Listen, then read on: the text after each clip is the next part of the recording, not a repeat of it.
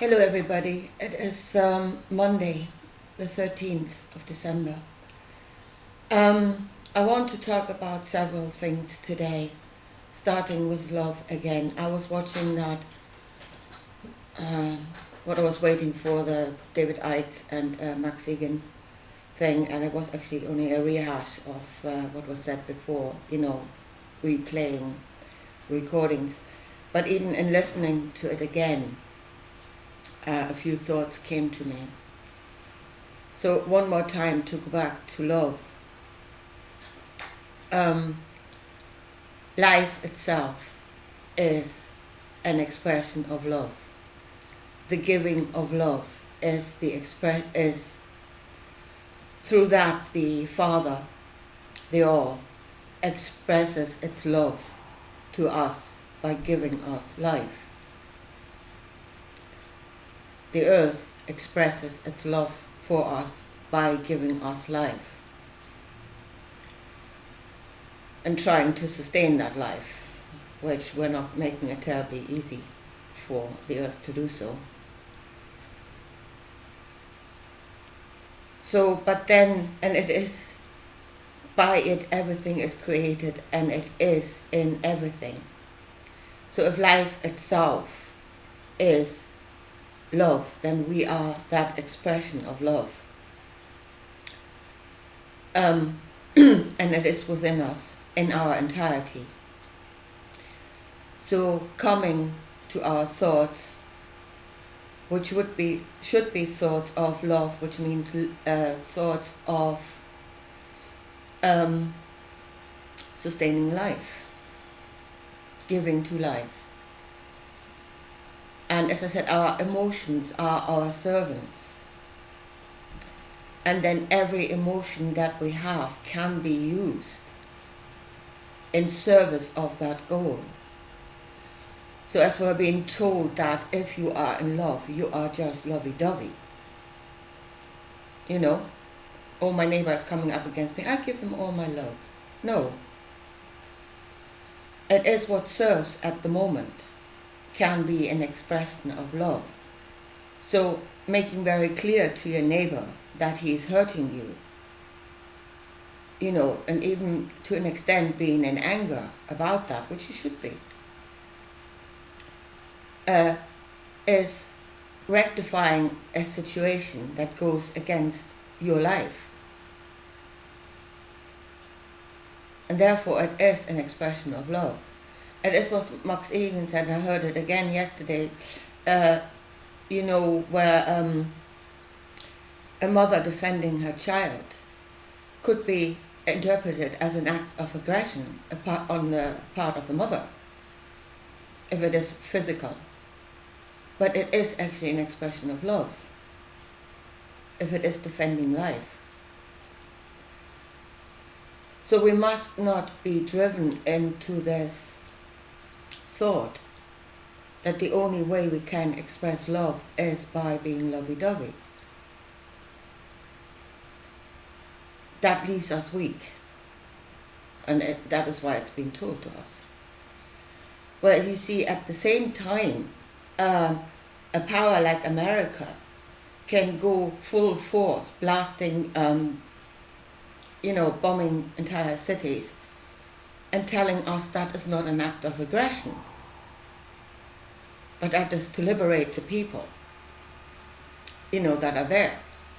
So apparently they can use bombs to express, their love for others. But the only way we can do it is to be lovey-dovey. Now, that's the first thing I want to talk about. The second thing is this notion of greatness. The greatness of God or the greatness of self. And what that actually is, what true greatness actually is. Now, the I am is the smallest form of love. It's as small as you can get. Self-love is love. And it must be there because you have been given life. You should sustain that life. So yes, self-love must be there. And it's not, an evil thing. It is a foundation of everything else.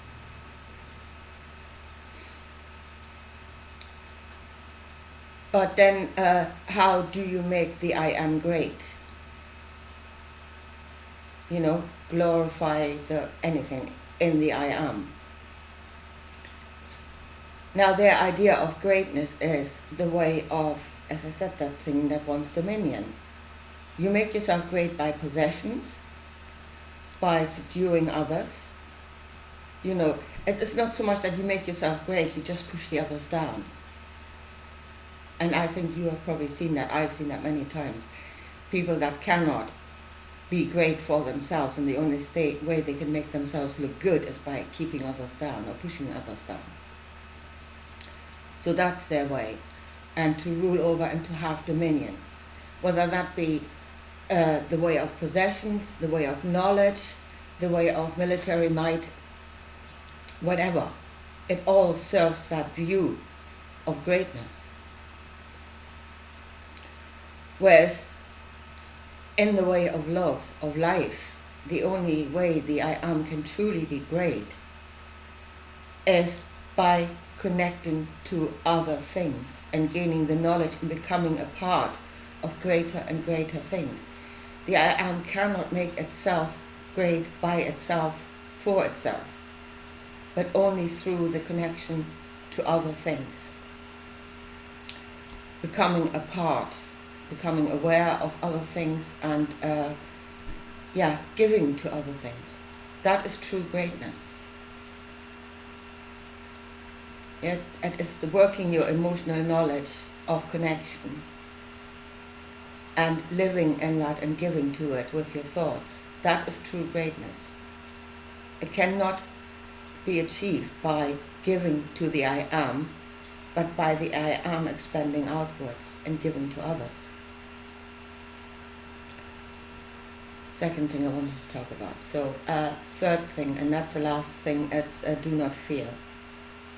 I'm still working on that.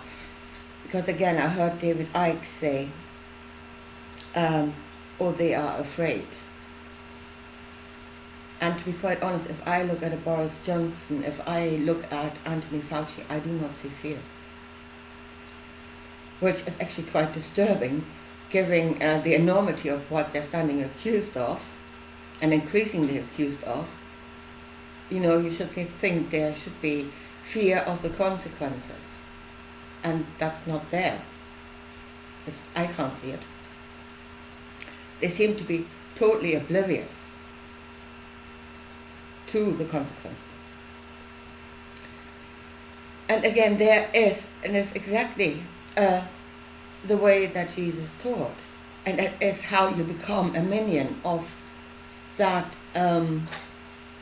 intention to have dominion.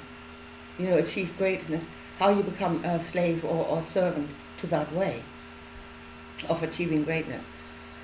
And that is, you must detach from this world. Now, Ike and Ian are already talking about this thing about the vertigo or whatever it's called. You know, the thing that has no empathy. But if you detach yourself emotionally from this world, you also detach yourself from fear. That is another emotion that you no longer have. And actually, we should keep that in mind, because if they actually have achieved that, to overcome fear, that would make them even more dangerous. If they have, honest to God, no more sense of self-preservation, that would make them even more dangerous than what they are obviously already. And you know, there's nothing wrong with, or there is something wrong with underestimating your enemy, or seeing him not clearly. You must understand what it is, so you know what you're going up against. And then, as I said, fear is your servant. It is not only that it is warning you of danger.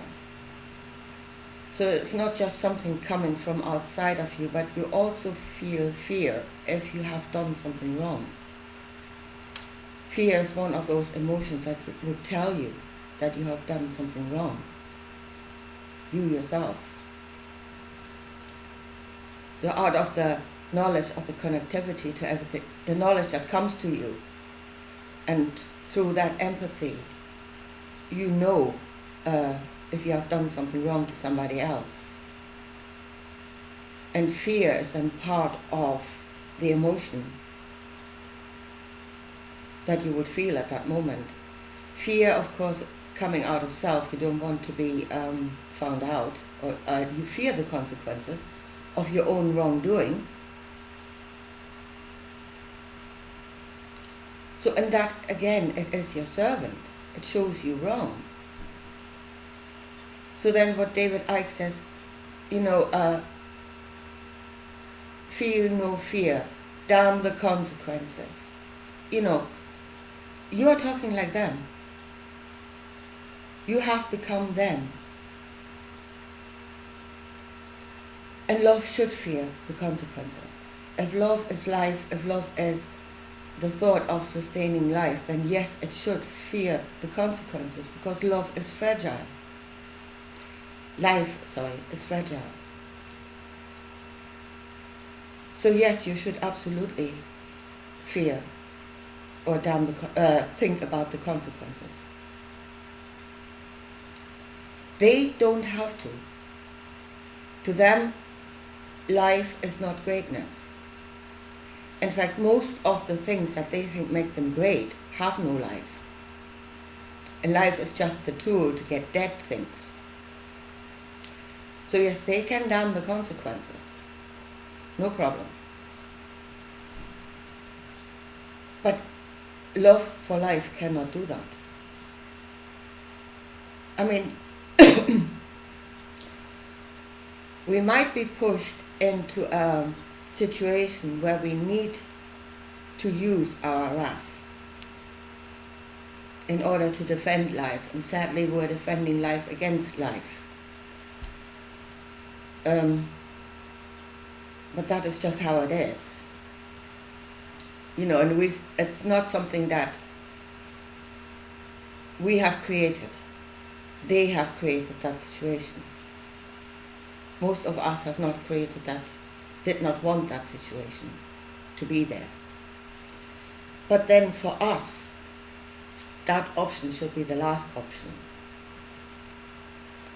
If you are in love, then that option must be the last one, if nothing else works. For them, that can be willy-nilly used as the first option, because it really doesn't matter. So there is a difference between us. But, it kind of shows that you can use the same action of aggression, or what is classed as aggression, in two different ways, under two different intentions. And if it's true that the intention determines the outcome, creates the outcome, then aggression used in love to defend life should lead to a different outcome than aggression used by the I am to make itself great under that thought of dominion. So you can use. It is not the action itself. As I said, good and evil is not in in the action itself, but with the intention that you use it. And that is the last thing, and that is actually what we're waking up to. It is the knowledge of intentions, which is at the core of everything. We've been told that wars were righteous and they were done to liberate people. We see the outcome, and we're waking up to the knowledge that that was never the intention, to make the people free, but that it was done out of greed and out of the thought of having dominion. Widen your field of influence, get what is there, and make it yours. The same at the moment, which is surfacing very much when I was watching on UK Column again, the Doctors for Covert Ethics have another symposium. It's up at the moment, it's very good. But there it is surfacing again, this knowledge of what the intention actually is. Where we've been told that these are health measures, that it's giving to life, that it's about protecting life. And it's becoming very clear that the underlying intention is, again, the intention of dominion. It's nothing to do with health or giving to. It is a power grab. So that is really the awakening that should happen on every level. And even in religion, it should happen in religion, because there are so many caught in a fog there of, right and wrong and what's going on. And they are being indoctrinated, and what they're being indoctrinated with is actually directing their actions in life, on all levels of life. This baseline understanding, of you are nothing and there's something greater than yourself and you must just do as you're told. That does not only direct them in church, but it directs them everywhere in life. So again, to see the level of intention there and how it is wrong would set them free. But that is the awakening. And as I said, the way that we're waking up, what rattled us awake, I think in the first instance, was our survival instinct, our love for life, or even the fear of preserving our own lives. That's what rattled us awake. So again, that was the servant. Fear was the servant at that moment, because it's shaking us up. But as I said, there's something I think we should maybe consider, and that is that they don't have fear. That they are that detached from all emotions that they even do not fear. And they have no sense of self-preservation. And if that is true, it would make them an awful lot more dangerous than we already think they are. If we think they are in fear, we think they have a weakness there. Because fear, if you stay in fear, it makes you weak. In the first instance, it is a servant because it rattles, but you cannot stay in it. But if we think they are in fear and staying in fear, then we think they have got a weakness there. And I'm not sure that weakness is there. Anyway, I leave it at that for today, and I'll talk to you again soon. Bye.